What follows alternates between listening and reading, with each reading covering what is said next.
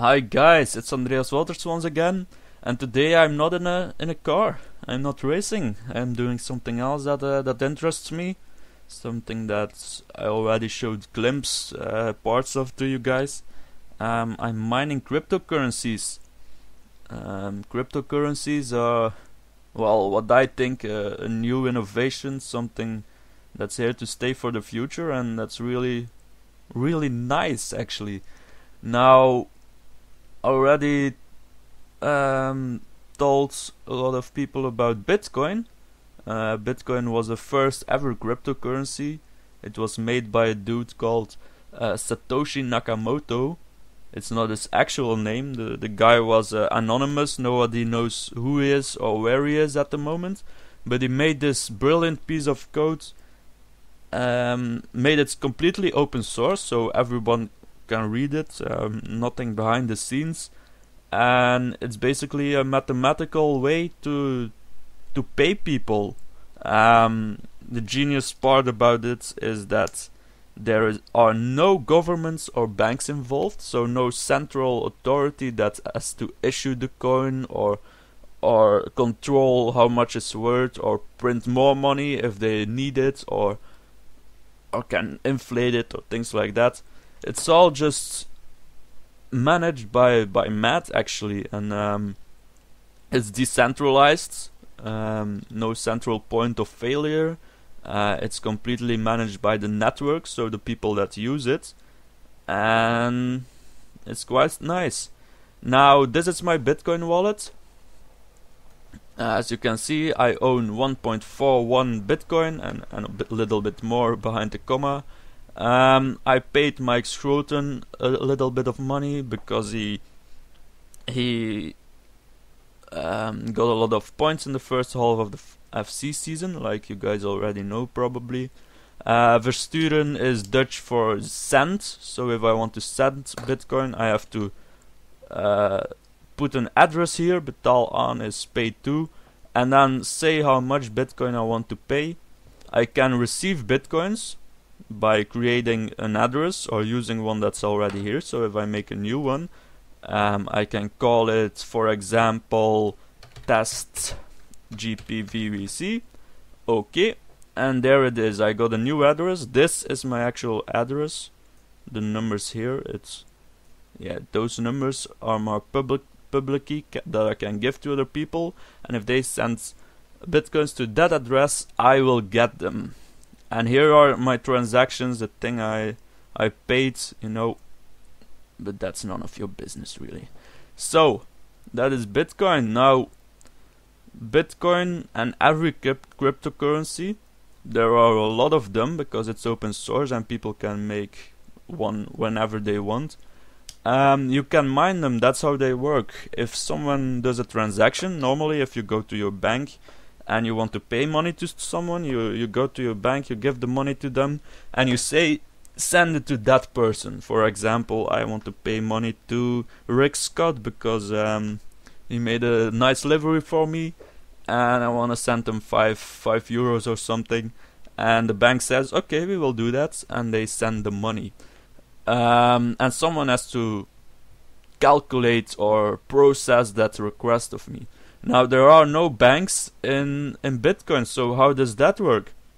The network has to do it, and you can't just say someone else has to do it. You do it as a network, and this is how it works.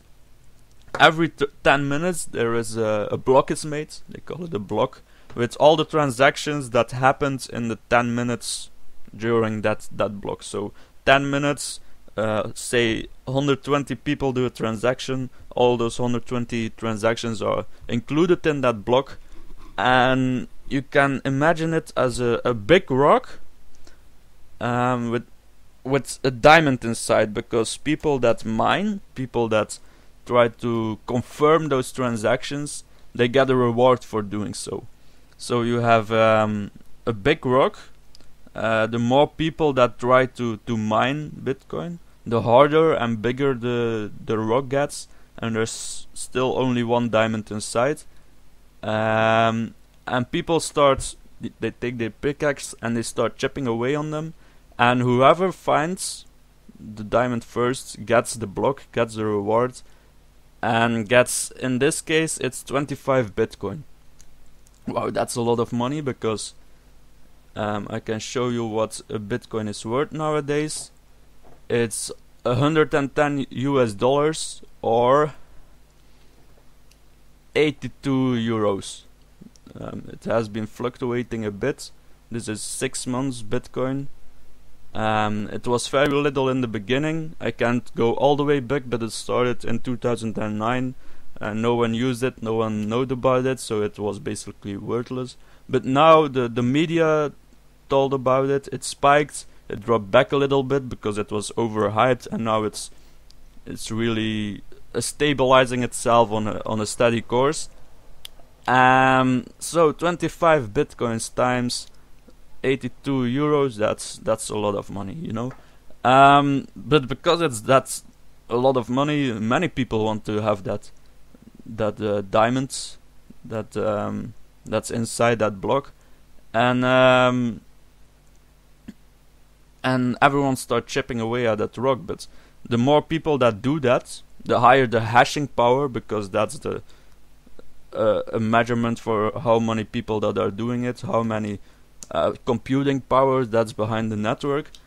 The bigger and harder the rock gets, the bigger the mathematical problem you have to solve, and because of that, it's practically impossible to just take your pickaxe, or in this case your graphics card, and do it at your own, and that is why people started mining in pools. Basically, you put all your processing power from like 100 people that want to work together, you put it in one pool, and you solve that block together. You have more processing power, so you have more chance to get that one diamond inside that big rock, because it's somewhere, you don't know where, and only one group or one person can get it. Now, because Bitcoin is open source, the code is completely known to everyone, people can use it however they like, and a lot of people chose to make new crypto coins, so either copies or innovations or alterations of the original Bitcoin. And here's a list. You have Bitcoin, the original, the pioneer in this. You got Litecoin, it's like Bitcoin, but it's faster, it has a block every minute, and it uses another hashing algorithm that makes it a little bit different. And then you got, the list goes on and on, a lot of coins, blah blah blah blah blah, and that's what makes it more exciting, because at the moment it's really the Wild West out there, you know. People are making coins, they're making coins day by day almost, because it's not that hard. You got the code, you can copy it, you can change a number of parameters to have it, give it another, you know, a new character, some personality, and then you release it, and you hope that people like the coin and start mining it, start using it, and things like that. Now, because it's such a Wild West out there, not all coins will survive. Only the best will. The coins that really have a society behind them, a community that wants to make the coin succeed, push it to make it usable by other people, to support it basically. But a lot of these coins actually you can trade for Bitcoins or for other coins, as you can see here. Remember that Bitcoins is 82 euros per Bitcoin.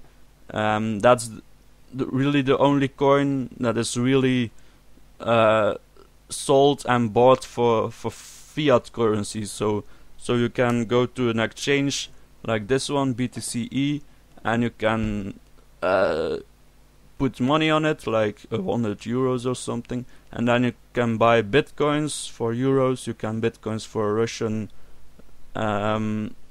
dollars, and you can buy Bitcoins for USD, so United States dollars. But then you can go to another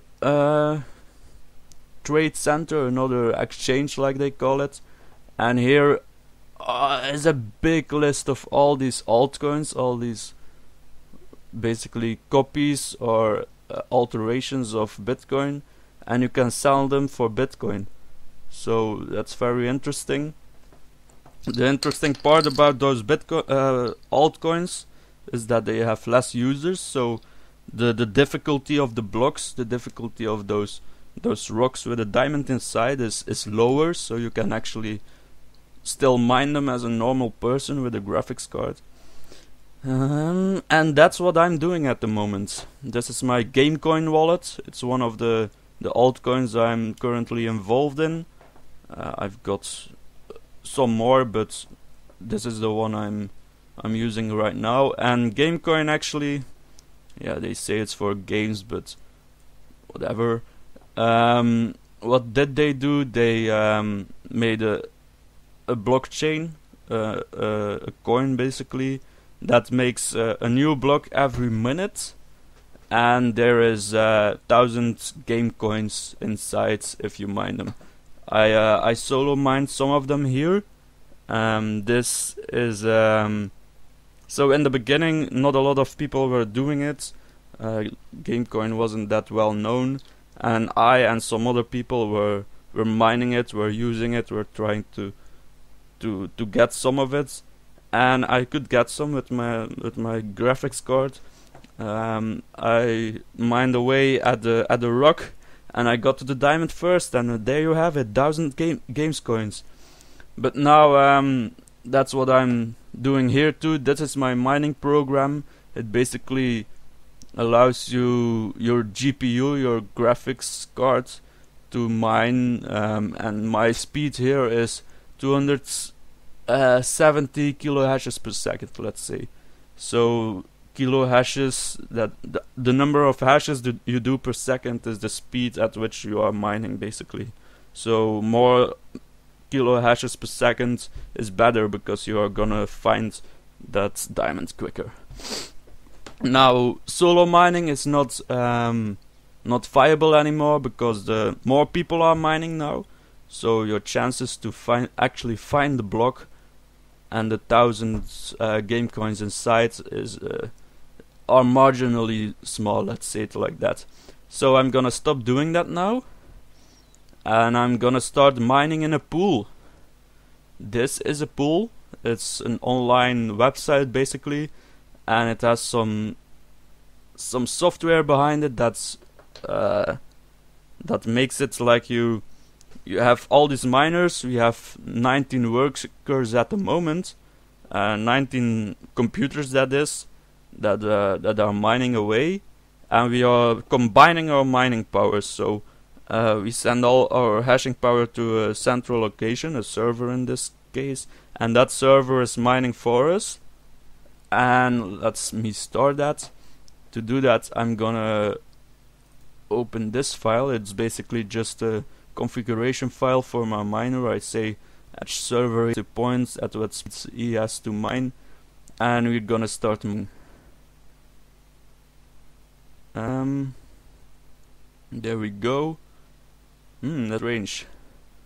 I'm mining at 14 kilo hashes per second. That's not normal. Normally it should be around 300 or 270 like before. So let me real quick close that and change this. Yeah, this is basically all the settings for that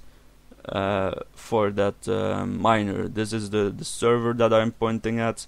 My worker and instancity is how hard I want to work. Yeah, 14 should be good, but I don't know why he does that. Let's see what 18 does. Control S to save, run it, see what happens. Starting, and there we go. I might crash now because 19 plus. Yeah, there we go. Can you still hear me? Yeah, I crashed my graphics card. Shouldn't do that. So let's try again with with less intensity. 12. Control S, run. Normally 18 or 19 is really very much gettable, but I'm also capturing my screen, so that's another load on the graphics card, so I shouldn't do that normally. Yeah, now we are good. You see 270, that's okay. And what we see now is on this page you see your own hash rate. If we, it will update in a second if we refresh.